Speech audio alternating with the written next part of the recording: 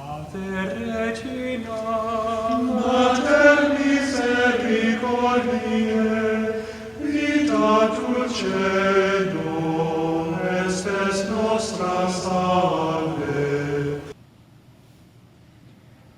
Some Sadducees who say there is no resurrection came to Jesus and put this question to him, saying, Teacher, Moses wrote for us, if someone's brother dies, leaving a wife but no child, his brother must take the wife and raise up descendants for his brother.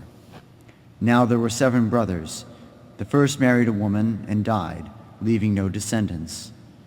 So the second brother married her and died, leaving no descendants, and the third likewise. And the 7 left no descendants. Last of all, the woman died. At the resurrection, when they arise, whose wife will she be? For all 7 had been married to her. Jesus said to them, Are you not misled, because you do not know the Scriptures or the power of God? When they rise from the dead, they neither marry nor are given in marriage, but they are like the angels in heaven.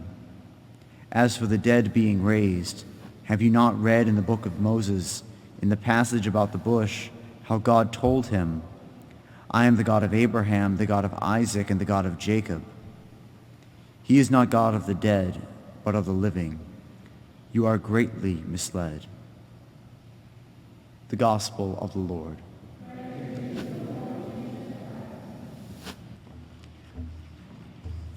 Our reading from the book of Tobit this morning outlines a tragedy in progress.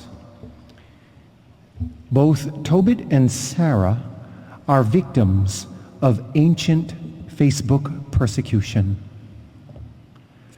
They have fallen into a depression because people are chattering about them with all kinds of nice fancy word, calumny, which means abusive attacks on someone to assassinate their character and their good name. They are being victimized. It's an alarm for all of us to be careful about guarding our speech and guarding our use of internet media in the way we treat one another. It's so easy to crank out words on a keyboard and not face the person that is being slandered. And yet the damage that's done, as we can see here, can be fatal for both Tobit and Sarah.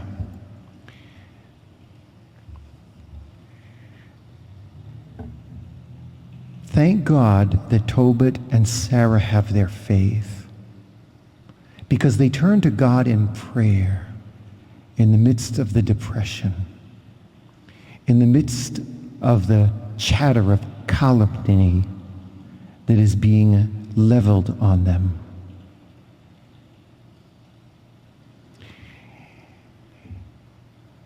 And what we see something else going on here. Did you notice a demon is named in the middle of all this? And so one could presume that when we're looking at the scriptures, this kind of abusive chatter toward another person is connected to the demonic, evil, to be a tool of the evil one when we enter into these kind of activities. Whether we delight in reading about it on Facebook or we delight in executing the commands of the keys to publish it. Yes, and God from on high sends an angel to rescue Tobit and Sarah. And as the story evolves, how we will follow in the course of the next few days, the book of Tobit, they will all live happily ever after, But yet,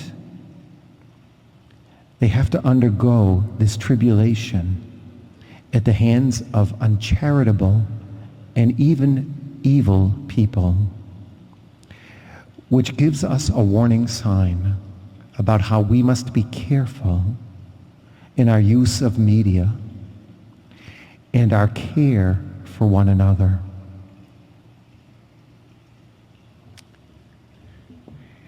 Perhaps a good solution is how Jesus calls the Pharisees to look at the resurrection for the model, to put our hope in the resurrection, to be interested in what is above and not what is below. The more time we spend thinking about heaven, the less time we have for calumny.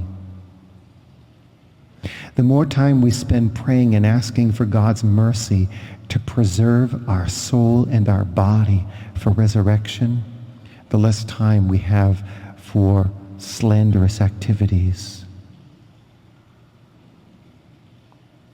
And so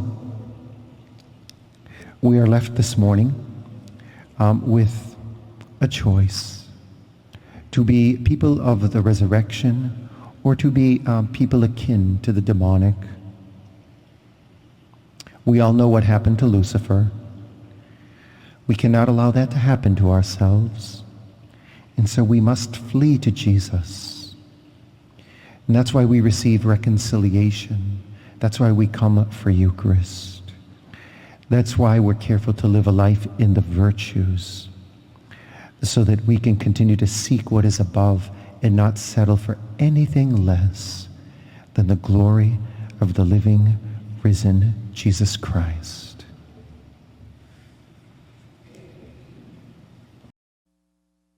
Regina Celi, letare, alleluia, qui aquam meruisti portare, alleluia, resurrexit sicut dixit, alleluia.